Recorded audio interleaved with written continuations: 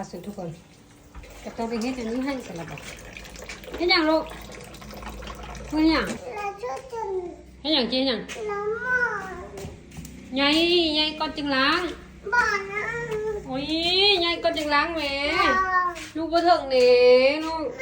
แม่จิล้างลูกล้างบ่ได้แม่ล้างไงมาแม่ให้ล้างลูกล้างบ่ถึงเด้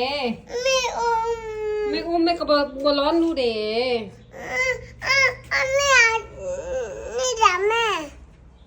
คนรู้ไหมไปเอาตั้งมาให้ยังลูกฮะล้างหม้อแม่ให้ล้างลูกนี่มันบ่ถึงนี่แม่ล้างเองลูกจะล้างถ้วยล้างบ้วงเหยียดเวียดใช่แม่ตัว2 ปีปลายนึงนะ2 ปี 3 เดือนในลูกบ่ถึงแม่ว่าแล้วแม่เฮ็ดจะแม่สิล้างนี่มาลูกมาอยู่พี่มาล้างละแม่อุ้มบ่ถึง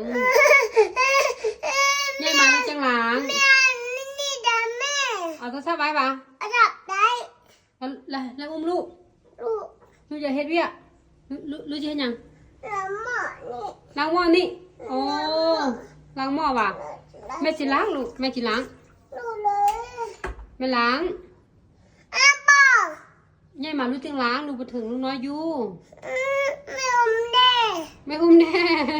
ลูก2 ปีนึงนะลูก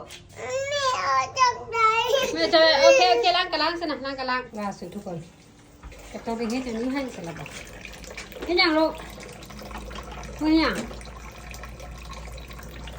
ล้างถ้วยให้ว่าให้ล้างนี่บ่ได้คุณยายมาจะมันอันนี้เด้อลูกเด้อ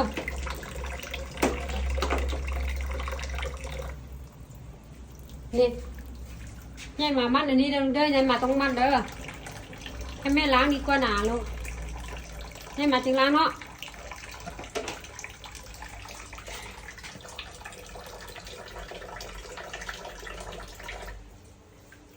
อยากเฮ็ดเวียก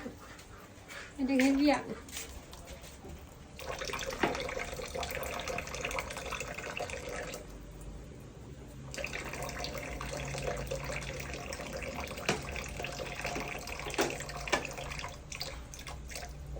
นเท่ากันได้เด้อลูกแป้งเหนื่อยลูกโอ้ยอย่ามันแต่ตอนน้อยเด้อลูกเด้อนี่หมาไก่มันเด้อลูกเด้อ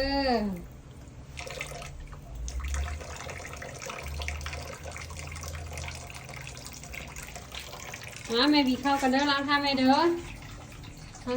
แม่บีเข้ากันเด้อถ้าท่านใดอยากได้แกนแนวพันธุ์มากอ่อนที่มีรสชาติแซ่บมันเหนียวปลูกง่ายดูแลง่ายแล้วก็เป็นไวเนาะ2 เดือนปลายเป็นแล้วก็บ่จำเป็นที่ต้องเฮ็ดครั้งเลยเนาะสามารถปลูกกินในครัวเรือนหรือว่าปลูกขายเป็นสินค้าได้เนาะถ้าว่าสนใจทักเพจได้เลยหรือว่าติดต่อมาที่เบอร์ทางเพจเฮาเนาะ94246395สำหรับแนวพันธุ์แม่นมีพร้อมส่งเลยเด้อ